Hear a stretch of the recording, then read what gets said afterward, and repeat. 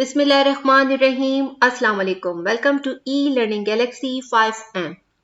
आज की video students आप लोगों के लिए बहुत ज़्यादा इम्पॉर्टेंट है और जो लोग वेबसाइट्स और वेब पेजेस बनाते हैं उनके लिए तो बहुत ही ज़बरदस्त है, क्योंकि आज मैं जिस लैंग्वेज के बारे में बात करूंगी वो HTML लैंग्वेज है। ठीक है, ये एक मार्कअप लैंग्वेज है फॉर क्रिएटिंग वेब पेजेस। जो आप वेब पेजेस बनाते हैं उसके लिए जो लैंग्वेज यूज होती है वो HTML यूज होती है। ठीक है, What is HTML? HTML क्या है? HTML stands for Hypertext Markup Language.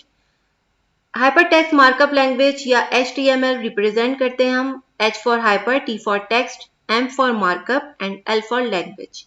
ठीक है, ये एक Hypertext Markup Language है। HTML is the standard markup language for creating web pages. जो आप वेबसाइट्स और वेब पेजेस देखते हैं ना, उसके पीछे टैग्स यूज होते हैं। हर चीज का एक टैग यूज होता है, तो वो कहलाती है मार्कअप लैंग्वेज। ठीक है, HTML describes the structure of a web page। पूरा एक स्ट्रक्चर बताता है, डिस्क्राइब करता है वेब पेज का कि किस तरह से आपका वेब पेज होना चाहिए। तो वो सारा आप लोग जब अभी प्रैक्टिकली करेंगे तो आपको और कॉन्सेप्ट क्लियर होगा। HTML consists of a series of elements. HTML elements tell the browser how to display the content. Elements use होते हैं, ठीक है, वो जो वेब ब्राउजर है उसमें आपको एक्सप्लेन कर देता है वो एलिमेंट कि भाई कौन सा टैग किस पर्पस के लिए लगाया जा रहा है। ठीक है, HTML elements label pieces of content such as this is a heading, this is a paragraph, this is a link, etc. ठीक है, ये हेडिंग के लिए आपका टैग है, ये पैराग्राफ के लिए टैग है, ये लिंक के लिए टैग है। तो ये सब चीजें जो है वो एलिमेंट्स के थ्रू आप एक्सप्लेन करते हैं और वेब ब्राउजर में वो शो हो जाता है। HTML, ये 3 मेन चीजें हैं HTML की। एक टैग्स हैं, एलिमेंट्स हैं एंड एट्रीब्यूट्स हैं। इनको थोड़ा देख लेते हैं कि ये क्या काम करते हैं। HTML tags. Tags are the starting and ending parts of an HTML element. Elements enclose the contents in between the tags. They consist of some kind of structure or expression. It generally consists of a start tag, content and end tag. ठीक है, example है, जैसे मैंने अभी आपको explain किया था, ये स्टार्टिंग है और ये एंडिंग टैग है।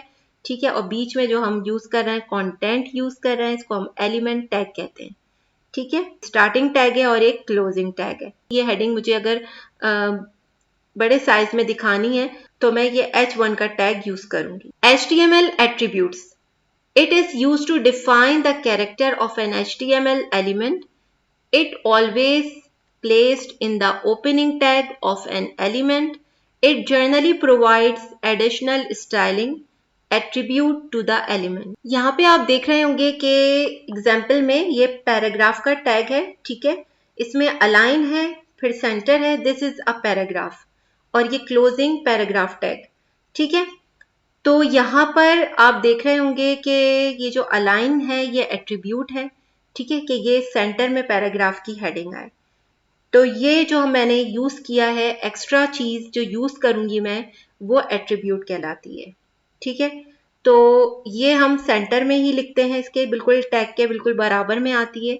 ठीक है, जब मैं कोई भी कलर वगैरह यूज करना चाहूंगी तो मैं उसका एट्रीब्यूट यूज करूंगी। ठीक है, next HTML tags, HTML elements and HTML attributes. HTML tags are used to hold the HTML element. HTML elements hold the contents. HTML attributes are used to describe the characteristics of an HTML in detail. HTML tags hold करते हैं तमाम elements को। Elements जो हैं वो पूरे content, जो भी आपने, आपकी वेबसाइट है या जो भी आपने टेक्स्ट लिखा है उसको होल्ड करते हैं। और जो एट्रीब्यूट्स हैं वो कैरेक्टरिस्टिक्स हैं, डिटेल में बताने के लिए कि आपने किस तरह से वर्किंग करनी है और आप इसके अंदर और क्या एडिशन करना चाह रहे हैं। ठीक है, HTML tags start with less than and greater than, ends with या एंगल टैग्स कह दीजिए आप इसको। ठीक है, Whatever written within a HTML tag are HTML elements. जो भी आप HTML tag के बीच में लिखेंगे वो HTML elements कहलाते हैं. HTML attributes are found only in the starting tag. जो मैंने अभी आपको बताया कि starting tag के बराबर में जो लिखा जाएगा वो attributes कहलाते हैं. HTML tags are almost like keywords where every single tag has unique meaning. अभी हम जब ये टैगिंग पर वर्क करेंगे ना तो आपका और कॉन्सेप्ट क्लियर होगा कि जो टैग्स हम लगा रहे हैं हर एक की एक यूनिक मीनिंग है. मतलब अभी आपने देखा H1 लगाया तो वो हेडिंग की है, P लगाया तो वो P का जो टैग था वो पैराग्राफ का था. तो हर एक की टैगिंग करनी होगी और उसके बारे में या उससे रिलेटेड आपने जो भी कुछ लिखना है वो आपने लिखना होगा. ठीक है. HTML elements specify the journal content.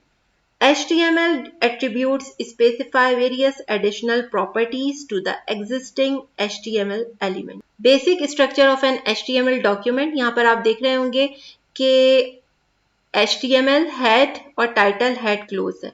ठीक है. ये 2 parts में है अभी आपका प्रोग्राम. कैसे 2 parts हैं? एक तो HTML head है, title और head की बात हो रही है. सेकेंड स्टेप जो है इसका बॉडी है. ठीक है.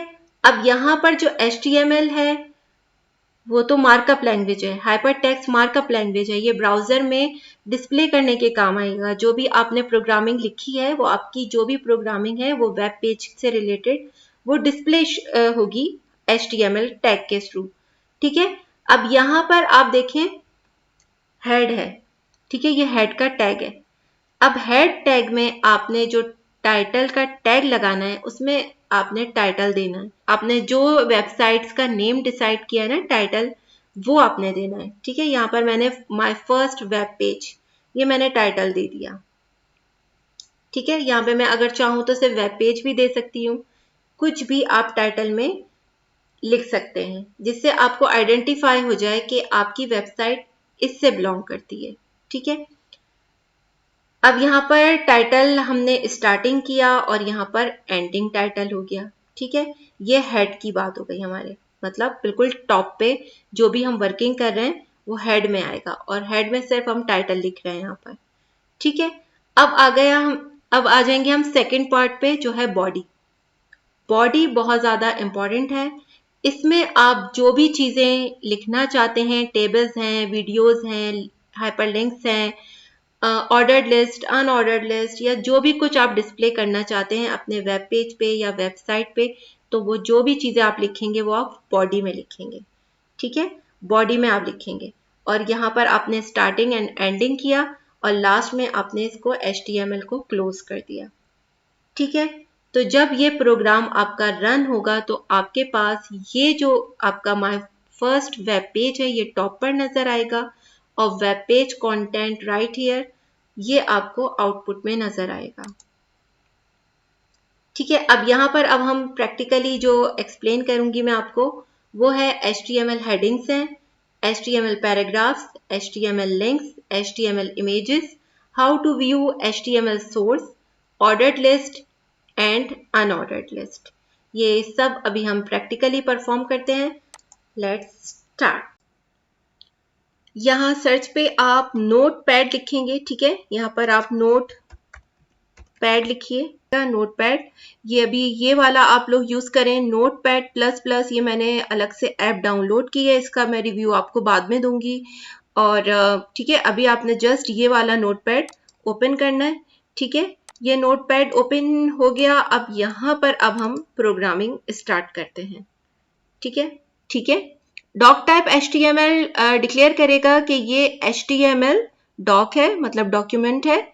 यहाँ पर हेड है. हेड जो मैंने दिया है हेड टैग उसके अंदर जो मैं दे रही हूँ वो टाइटल टैग है. टाइटल मैंने आपको बताया था कि ये शो होगा हमारे टॉप पर. ठीक है. ये रूट है हमारा हेड और इसको मैंने क्लोज कर दिया. अब यहाँ पर ये जो बॉडी टैग है इसमें मैंने कंप्यूटर की डेफिनेशन दे दी है. ठीक है. बॉडी टैग को भी मैंने क्लोज कर दिया और HTML को भी मैंने ये क्लोज कर दिया. अब ये जो प्रोग्राम है सिंपल सा प्रोग्राम है. अब मैं इसको सेव करूंगी. ठीक है. आप फाइल पे जाइए, सेव पे क्लिक करें और डेस्कटॉप पे क्योंकि मैं यहाँ पर प्रोग्रामिंग जो भी वेबसाइट या वेब पेज बनाती हूँ मैं प्रोग्राम को उसके फोल्डर में सेव करती हूँ। और ये एक बहुत अच्छा तरीका है कि आप जो भी वेबसाइट या वेब पेज बनाएं तो एक फोल्डर बनाकर, ठीक है, और फिर उसमें अपनी तमाम चीज़ें आप सेव करें तो वो बहुत अच्छा रन भी करता है और आप भी कंफ्यूज नहीं होते हैं। ये एक सर्वर का काम करता है, ठीक है। तो यहाँ पर मैं फोल्डर बना रही हूँ, वेब पेज के नाम से मैंने ये फोल्डर बना दिया, ठीक है। अब यहाँ पर वेब पेज के नाम से मैंने ये फोल्डर बना दिया। मैं अब इस पे क्लिक कर रही हूँ और अब ये वाली जो फाइल है जो मैंने ये प्रोग्राम लिखा है अब मैं इसको सेव करूंगी, ठीक है। यहाँ पे मैं लिख रही हूँ कंप्यूटर इंट्रो, ठीक है। बस मैंने ये लिखा और फिर मैं इस पे एक्सटेंशन यूज करूंगी .html। ये आप कैप्स में भी लिख सकते हैं और स्मॉल में भी लिख सकते हैं, जैसा दिल चाहे आप लिख सकते हैं, इसका कोई मसला नहीं होगा। मगर आपने गैप नहीं देना, विदाउट एनी गैप आपने .html लिखना है, ठीक है। फिर ये वेब ब्राउजर में कन्वर्ट हो जाएगा। मेरा ये लोकेशन कहाँ पर है, पीसी, डेस्कटॉप और वेब पेज का फोल्डर, ठीक है। तो इस तरह आप लोकेशन में सेव करेंगे तो आपको आपकी चीज बिल्कुल प्रॉपर और सही जगह पे मिल जाएगी और आपको ढूंढना भी नहीं पड़ेगा, ठीक है। तो ये मैं इसको सेव करती हूँ। अब हम इसका आउटपुट देखते हैं कि क्या आता है। मिनिमाइज, ये देखिए यहाँ पर ये वेब पेज का जो मैंने फोल्डर बनाया था डेस्कटॉप पर, ये वेब पेज का फोल्डर है, ठीक है। मैं इसको ओपन करती हूँ, ठीक है। ये मैं, अच्छा, अब ये हमारे पास ये आउटपुट है। अब देखें यहाँ पर मैंने जो नाम से सेव किया था कंप्यूटर इंट्रो .html, ठीक है, ये यहाँ पर आया आपके पास, ठीक। ये वेब पेज का फोल्डर था, ये डेस्कटॉप था, बाकी वही लोकेशन है, ये सब आपको लोकेशन शो हुई। और यहाँ पर जो आप देखें मैंने यहाँ पर देखें ये टाइटल दिया था, ठीक है, इंट्रोडक्शन ऑफ कंप्यूटर। तो ये जो शो कर रहा है वो ये यहाँ पर कर रहा है, ये देखें, ठीक है, इंट्रोडक्शन ऑफ कंप्यूटर। तो आप जो भी टाइटल में लिखेंगे वो बिल्कुल आपका टॉप पे आपको उसका नेम मिल जाएगा, टाइटल मिल जाएगा, ठीक है। और ये जो मैंने आउटपुट में लिखा था यहाँ पर देखें ये डेफिनेशन, ठीक है। Computer is an electronic device that manipulates information और data, it has the ability to store, retrieve and process data. ये मैंने इसकी डेफिनेशन लिखी थी और बॉडी में लिखी थी। तो अब देखें यहाँ पर, ये देखें ये रही, ठीक है। तो ये आपका इस तरह से ये आउटपुट होगा। अब आप चाहें इसको मिनिमाइज कर दें, ठीक है।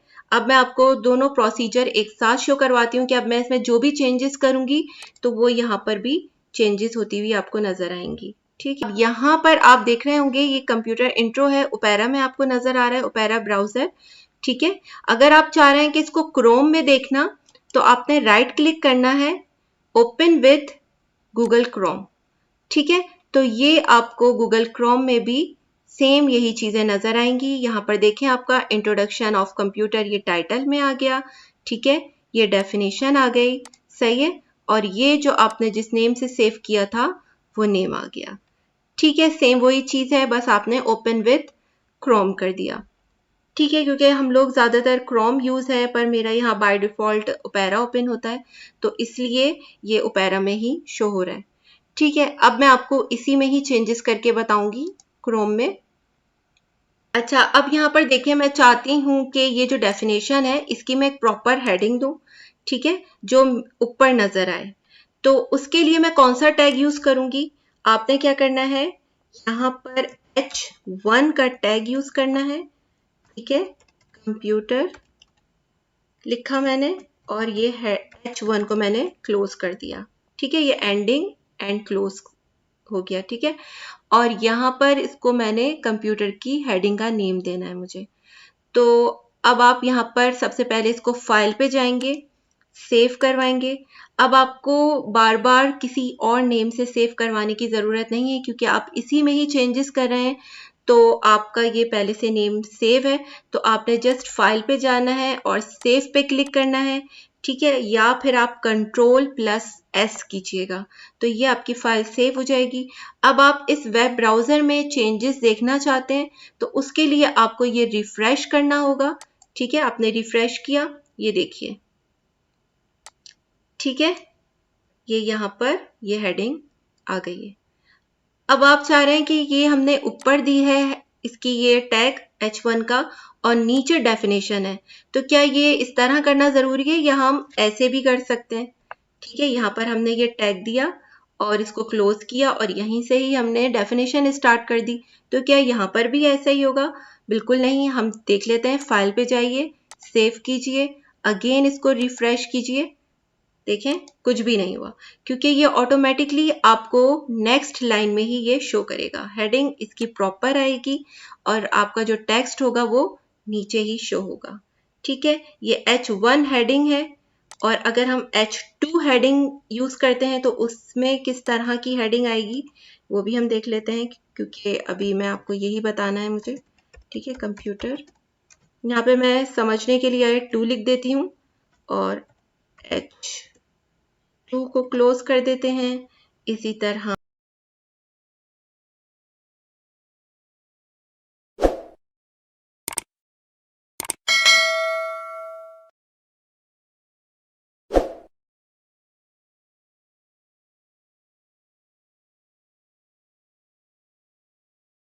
सारी हेडिंग्स मैंने लिखी, थोड़ी आगे पीछे लिखी हैं। देखिए अब इसका रिजल्ट क्या आता है। सेव करें और इसको रिफ्रेश करें, ये देखें 3 4 5 6। ठीक है, तो 2 हेडिंग शो नहीं हुई। क्यों नहीं हुई? क्योंकि मैंने इसका यहाँ पर टैग को क्लोज नहीं किया था, इस तरह टैग कंप्लीट नहीं किया था। ठीक है, टैग कंप्लीट नहीं किया तो इसलिए यहाँ पर ये 2 हेडिंग जो है मेरी शो नहीं हुई। ठीक है, तो अब मैं अगेन फाइल पे जाके इसको सेव करती हूँ और यहाँ से रिफ्रेश, देखिए अब ये 2 हेडिंग भी शो गई। ठीक है, तो आप जो भी हेडिंग लगाना चाहते हैं आप उसका टैग दीजिएगा और ये इस तरह आप हेडिंग यूज कर सकते हैं। ठीक है, ये 6 हेडिंग तक है, आप 6 हेडिंग यूज कर सकते हैं इस तरह। ठीक है, सिर्फ आपने यहाँ पर टैग लगाना है और यहाँ पर ये तमाम हेडिंग्स आपके पास शो हो जाएंगी। मगर रिफ्रेश जरूर कीजिएगा, जो भी आप चेंजेस इसमें करेंगे उसके बाद आपने वेब ब्राउजर को रिफ्रेश करना है, जरूरी है। ठीक है, ओके, अब नेक्स्ट है पैराग्राफ। पैराग्राफ में क्या होता है कि आप अब जैसे ये डेफिनेशन है, ठीक है, ये मैं सारी चीजें आप देख रहे होंगे बॉडी टैग में ही कर रही हूँ। ठीक है, ये बॉडी टैग में ही मैं लिख रही हूँ, हेड पे कुछ भी नहीं लिख रही, क्योंकि हेड पे जस्ट हम टाइटल लिखते हैं। ठीक है, तो अब मैं यहाँ पर चाह रही हूँ कि ये जो डेफिनेशन है ये एक ही लाइन में जो आ रही है, ठीक है, मैं चाह रही हूँ कि यहाँ से ये पैराग्राफ में चेंज हो जाए। ठीक है, it has the ability to store, retrieve and process data. ठीक है, इसको मैं पैराग्राफ में शो करना चाह रही हूँ इसको। ठीक है, तो पैराग्राफ में हम कौन सा टैग यूज करेंगे? पैराग्राफ के लिए आपने P लिखना है। ठीक है, जस्ट P फॉर पैराग्राफ, इस तरह अपना टैग लगाने हैं और लास्ट में याद रखिएगा क्लोजिंग टैग जरूर लगाइएगा। ठीक है, ये देखें, ये अब मैंने इस तरह ये इसको मैंने पैराग्राफ बनाना है। पैराग्राफ आपको पता ही है कि ये वाली जो लाइन है, ये लाइन है वो नीचे आ जाएगी। ठीक है, पैराग्राफ बन जाएगा। तो अब हम इसको सेव करते हैं। सबसे पहले Ctrl+S और यहाँ से मैं इसको करती हूँ रिफ्रेश, ये देखिए। ठीक है, तो ये अब आप देख रहे होंगे कि ये एक एक चीज जो हमें चेंज करनी है वो सिर्फ और सिर्फ टैग की वजह से करनी है, इसलिए इसको हाइपर टेक्स्ट मार्कअप लैंग्वेज कहते हैं। तो ठीक है, मैं ये जरा सा नीचे लेकर आती हूँ ताकि आपको तमाम चीजें जो टैग्स वगैरह हैं वो इजीली आपके पास शो हो। ठीक है, ये एक लाइन ही है बिल्कुल सीधी, क्योंकि मैं यहाँ पर आपको वेब ब्राउजर भी शो करवा रही हूँ, तो इसलिए मैं इसको नोटपैड का जो टेक्स्ट है इसको थोड़ा सा इस तरह एडजस्ट कर रही हूँ। Ctrl+S कर रही हूँ, देखिएगा कोई भी चेंजेस नहीं होगी। ठीक है, यहाँ पर कोई भी चेंजेस आपके आउटपुट में नहीं हुई। अच्छा, यहाँ पर मैं एक और टैग का इजाफा करना चाहूंगी, उसको एम्प्टी टैग कहते हैं। मैं यहाँ पर ये टैग देना चाह रही हूँ। ठीक है, तो टैग मैं यहाँ पर देती हूँ BR, ये टैग है ब्रेक का। ठीक है, कैसे लाइन ब्रेक होती है, तो ये मैंने BR टैग दिया। अब आप देखिएगा ये वाली लाइन जो है वो ब्रेक होगी। Ctrl+S करेंगे ठीक है, और मैं यहाँ पे रिफ्रेश कर रही हूँ। देखिए यहाँ पर a computer is an electronic device that, यहाँ तक तो ये आया, मगर जब ब्रेक मैंने दिया तो ये नीचे चला गया। ठीक है, तो ये है ब्रेक कमांड का प्रोसीजर कि आपने ब्रेक टैग जो देना है वो आप इस तरह देंगे। देखें इसमें पैराग्राफ वाली चीज नहीं आई कि जो आपकी एक लाइन मतलब नहीं आती, एक line gap, one line gap आता है। ठीक है, ब्रेक में आपके पास बिल्कुल नेक्स्ट लाइन से ही सेकंड लाइन स्टार्ट हो जाएगी। ये है ब्रेक टैग का काम, और इसको हम एम्प्टी टैग भी कहते हैं क्योंकि इसका क्लोजिंग पार्ट नहीं होता। ठीक है, जैसे हम इसको पैराग्राफ को क्लोज करते हैं, इसका क्लोजिंग पार्ट नहीं होता। ठीक है, और अगर आप चाह रहे हैं कि ये जो है इस तरह और एक और टैग बी आर लगाना चाह रहे हैं, तो देखिए आप इस टैग को मैंने इधर नीचे कर देती हूँ ताकि आपको और समझ आए। सही, इसको ऊपर कर दिया, और अब मैं अगेन इसको कंट्रोल एस कर रही हूँ, यहाँ पे रिफ्रेश, तो आप देखें। ठीक है, तो ये आपने देखा कि इस तरह से ये हमारा ब्रेक हुआ और डेटा भी ब्रेक हुआ। फिर पैराग्राफ में जो हमारी लाइन है वो पैराग्राफ में ही आ रही है। तो ये फर्क है पैराग्राफ और ब्रेक लाइन में। ठीक है, अब हम यहाँ पर हाइपर लिंक की बात करते हैं कि हाइपर लिंक हम जनरेट करते हैं तो उसका कैसा टैग होता है। तो सबसे पहले आपने AHREF is equal to inverted commas HTTPS slash, और यहाँ पर आपने इस तरह कॉलन देने हैं। ठीक है, यह आपने पूरा लिखना है। यहाँ आपने www.google.com लिखा। ठीक है, इन्वर्टेड कॉमास आपने क्लोज, टैग क्लोज, और मैं चाह रही हूँ कि ये जब मैं ये लाइन लिखूं तो इसको हाइपरलिंक बना दे वो। ठीक है, जैसे आप वेबसाइट्स वगैरह बनाते हैं, आप बहुत सारे पेजेस होते हैं वेबसाइट्स पे, वेब पेजेस होते हैं, तो उनको लिंक करने के लिए इस तरह से आप कर सकते हैं, हाइपरलिंक बनाएं ताकि वो नेक्स्ट पेज पे ऑटोमेटिकली मूव करे। ठीक है, ये मैंने टैग फिनिश कर दिया, ये है इसका प्रोसीजर। इस तरह आपने ये देना है टैग। ठीक है, और यहाँ पर ये पूरी साइट आपने लिख दी, इसको क्लोज किया, और आप चाह रहे हैं कि ये लिखा हुआ आपके पास नजर आए और फिर ये वाली वेबसाइट ओपन हो जाए। तो देखें, अब कंट्रोल एस करती हूँ मैं और इसको रिफ्रेश किया। देखिए बिल्कुल इसी तरह ये हैंड का ऑप्शन आ गया और मैं अब इस लिंक पे क्लिक कर रही हूँ, तो देखें ये वेब ब्राउज़र मेरा ओपन हो गया google.com साइट के साथ। ठीक है, तो ये प्रोसीजर है आपका हाइपरलिंक का। इसी तरह आप वेबसाइट जब बनाएंगे तो जो भी आप मल्टीपल पेजेस यूज़ करेंगे अपनी वेबसाइट पे, तो हर पेज को आप इंडिविजुअली लिंक करवाकर इस तरह से वेबसाइट बना सकते हैं। ठीक है, जैसे आप किसी भी साइट पे क्लिक करते हैं तो वो टैब ओपन होता चला जाता है, तो सेम यही प्रोसीजर है। ठीक है, तो ये अब हम वापस बैक करती हूँ मैं, ये हो गया हमारा हाइपरलिंक जनरेट करने का प्रोसीजर। ठीक है, इस तरह हम लिंक को जनरेट करते हैं। अब नेक्स्ट है इमेज का, कि इमेज हम किस तरह से यहाँ पर ला सकते हैं अपने वेब ब्राउज़र पे। ठीक है, ये वेब ब्राउज़र से मैंने ये इमेज में चाह रही हूँ कि मेरे पास ये इमेज आए। ठीक है, तो मैं इस इमेज पे राइट क्लिक करूँगी, सेव इमेज एज। ठीक है, और इस इमेज को मैं अपने डेस्कटॉप पे जो मेरा वेब पेज का फोल्डर है इसी में ही मैं सेव करूँगी कंप्यूटर के नाम से। ठीक है, ये जेपीजी फाइल है, इसको मैंने सेव कर दिया। ठीक है, ये देखिए ये फोल्डर था। ठीक है, और ये रही कंप्यूटर की इमेज। ठीक है, ये इमेज है। आप चाह रहे हैं कि इसका ये वाटरमार्क हट जाए तो आप इसको एडिट भी कर सकते हैं। एडिट पे जाएं और इसको क्रॉप कर दें। ठीक है, क्रॉप पे जाकर और इसको इस तरह से एडजस्ट कर दें। ठीक है, और सेव कॉपी कर दें। सही, यहाँ पर कंप्यूटर के नाम से पहले से सेव है मगर इसका वाटरमार्क है, मैं इसको नहीं देना चाह रही, तो मैंने इसको 1 दे देती हूँ, मैं कंप्यूटर 1। ठीक है, ये सेव हो गई। अब मैं यहाँ पर इमेज src इक्वल टू और इन्वर्टेड कॉमास लगाकर कंप्यूटर 1 लिखकर .jpg इन्वर्टेड कॉमास क्लोज, ठीक है, और ये टैग भी क्लोज।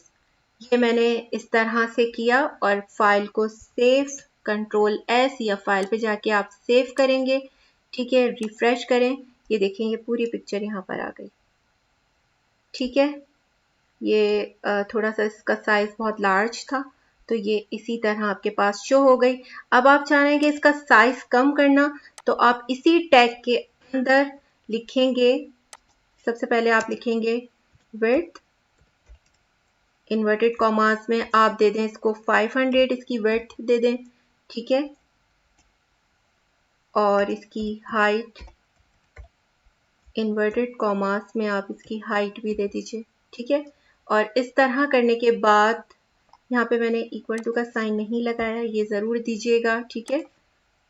और इसको भी आप इस तरह से इन्वर्टेड कॉमास को आप क्लोज कर दीजिए, ठीक है। ये इस तरह से आप दें, कंट्रोल S और यहाँ से रिफ्रेश करें, तो देखें इसका ये साइज स्मॉल हो गया है, मतलब मीडियम साइज हो गया है, ठीक है। तो ये भी आप कर सकते हैं, इसकी अलाइनमेंट भी चेंज कर सकते हैं, इसको टॉप बॉटम मिडिल भी कर सकते हैं। जैसे कि मैं यहाँ पर अलाइन, ठीक है, अलाइन दे रही हूँ उसकी इन्वर्टेड कॉमास में टॉप, ठीक है। और आप देखेंगे ये लिंक अभी नीचे नज़र आ रहा है, फिर ये ऊपर नज़र आएगा आपको जो इसकी पोजीशन है, ठीक है। ये देखिए, ये अपने ही उसमें टॉप पर आ गई है, ठीक है, वरना तो ये बाय डिफ़ॉल्ट अपनी जगह पे, मतलब यहाँ पर पेज के उसमें आ जाती है, मगर अगर आप इसको डायरेक्शन देंगे तो ये उसी डायरेक्शन में आएगी पिक्चर जहाँ पर आप दिखाना चाह रहे हैं, ठीक है। तो ये था इमेज किस तरह से हम इंसर्ट करते हैं।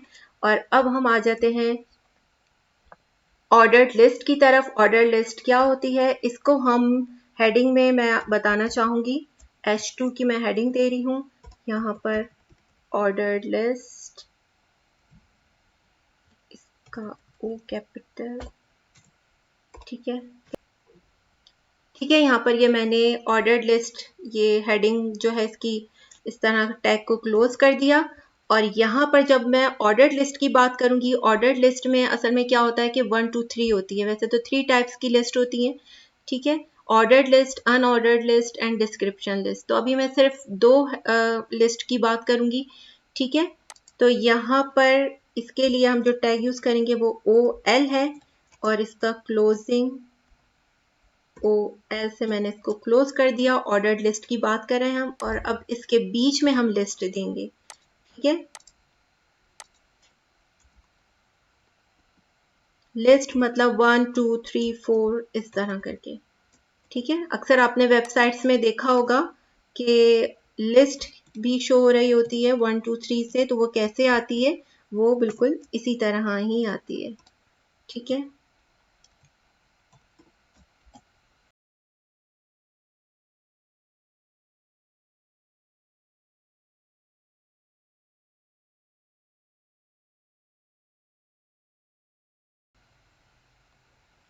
ठीक है, ये मैंने लिस्ट बना ली है। CPU, monitor, mouse and keyboard मैं चाहती हूँ कि ये 1 2 3 4 नंबरिंग में शो हो, तो ये अब आप इसको कंट्रोल S करें। आप देख रहे होंगे कि ये सारी चीज़ें मैं बॉडी में ही लिख रही हूँ, ठीक है। और यहाँ पर आप रिफ्रेश करें और नीचे देखें, ये रही ऑर्डर्ड लिस्ट की हेडिंग, ठीक है, और ये 1 2 3 4 की फॉर्म में आपके पास ये लिस्ट आ गई है, ठीक है। तो इस तरह से आप चेंजेस कर सकते हैं। अब अगर चाह रहे हैं आपके CPU बोल्ड में आपको नज़र आए, तो आप बोल्ड टैग लगा दीजिए, ठीक है। बोल्ड जैसे आप MS वर्ड में लिखते हैं, ठीक है, इसको आप क्लोज कर दीजिए। तो अब मैं इसको सेव करती हूँ। आप कोई भी चीज़ चाह रहे हैं बोल्ड में, अंडरलाइन में, इटैलिक में, तो वो आप कर सकते हैं उसका टैग लगा के। देखिए यहाँ पर CPU जो है वो बोल्ड हो गया, ठीक है। तो इसी तरह अगर आप चाह रहे हैं कि ये पूरा जो है लिस्ट, पूरी लिस्ट जो है वो बोल्ड में नज़र आए, तो आप इस तरह करें, और इसका टैग आप यहाँ से हटाकर यहाँ लास्ट में कर दीजिए, ठीक है, मगर क्लोज ज़रूर कीजिएगा। अगर आपने यहाँ से क्लोज नहीं किया और यहाँ पर आपने स्टार्ट किया हुआ है तो क्या होगा कि जितना भी आप नीचे टैग्स या जो भी कुछ लिखेंगे वो सब बोल्ड में ही आएगा। तो आपने ये क्लोज ज़रूर करना है। ठीक है, कंट्रोल एस और यहाँ पे ये रिफ्रेश करें, देखें ये सब चीज़ें, ये सब जो लिस्ट है हमारी ये बोल्ड हो गई है। ठीक है, अब हम आते हैं अनऑर्डर्ड लिस्ट की तरफ। इसको मैं यहाँ से कॉपी और पेस्ट कर देती हूँ। ठीक है, यहाँ पर मैं जस्ट अनऑर्डर्ड लिखती हूँ, थोड़ा सा टाइम सेव हो जाएगा। ठीक है, अनऑर्डर्ड लिस्ट। अब यहाँ पर जो ये टैग है OL का, इसको मैं हटाकर UL करूंगी। ठीक है, ये ज़रूर आप लोग याद कीजिएगा कि ऑर्डर्ड लिस्ट और अनऑर्डर्ड लिस्ट में ये डिफरेंस है कि इसमें 1 2 3 शो होती है और इसमें अनऑर्डर्ड में बुलेट्स शो होती हैं। तो अगर आप चाह रहे हैं बुलेट्स शो करवाना तो आप ये UL को आप यूज़ करेंगे, UL टैग आप यूज़ करेंगे। ठीक है, और कंट्रोल S, ये देखिए। ठीक है, ये बुलेट्स में आपके पास शो हो गई चीज़ें, राइट। और यहाँ पर मैंने वही बोल्ड दिया हुआ था और यहाँ लास्ट में बोल्ड था, तो इसलिए बोल्ड में ही ये तमाम चीज़ें डिस्प्ले हो गई। ठीक है, और अगर आपका फॉर एग्जांपल ये सब चीज़ें आपकी सेव हैं, ठीक है, नोटपैड पे, और नोटपैड आपसे क्लोज हो जाता है या बंद हो जाता है, ठीक है, तो अब आप वेब ब्राउज़र से किस तरह सोर्स फाइल अपनी देख सकते हैं। यहाँ पे देखें आप कि ये फोल्डर मैंने ओपन किया तो यहाँ पर वेब ब्राउज़र मुझे शो हो रहा है। अब मैं इसको क्रोम में ओपन करूँगी, ओपन विथ करके। ठीक है, गूगल क्रोम में ओपन करूँगी। ये इस तरह ब्राउज़र है, इसमें आप कुछ भी नहीं लिख सकते।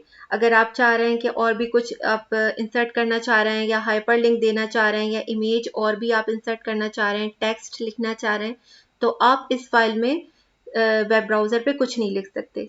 तो आपने क्या करना है, राइट क्लिक करके ओपन विथ करके और आपने नोट पैड पे क्लिक करना है। ठीक है, यहाँ पे इस नोट पैड पे आप क्लिक करें। ये देखें यहाँ पर पूरी कोडिंग आ गई है और अब आप आसानी के साथ जो भी चीज़ें इंसर्ट करना चाहते हैं वो आप लिख सकते हैं, टाइप कर सकते हैं। सिंपली आप अगर इस तरह नहीं करना चाहते तो आप नोट पैड ओपन करें और ओपन पे आप जो आपका डेस्टिनेशन है जहाँ पे आपने ये फाइल सेव की है वो आप ओपन करें। ठीक है, यहाँ पे आपको कुछ नज़र नहीं आ रहा, आप यहाँ पर इसको ऑल फाइल्स कर दें। ठीक है, अब देखें यहाँ पर ये आपका वेब ब्राउज़र आपको नज़र आ रहा है, इस पर आप क्लिक करें और ओपन करें। देखें यही सारी कोडिंग आपको नज़र आ गई है और अब आप यहाँ पर जो भी दिल चाहे आप चेंजेस कर सकते हैं। ठीक है, और इसको आप वेब ब्राउज़र में डिस्प्ले कर सकते हैं जो भी आप चेंजेस करना चाहते हैं। ठीक है, तो ये है सोर्स फाइल ओपन करने का प्रोसीजर।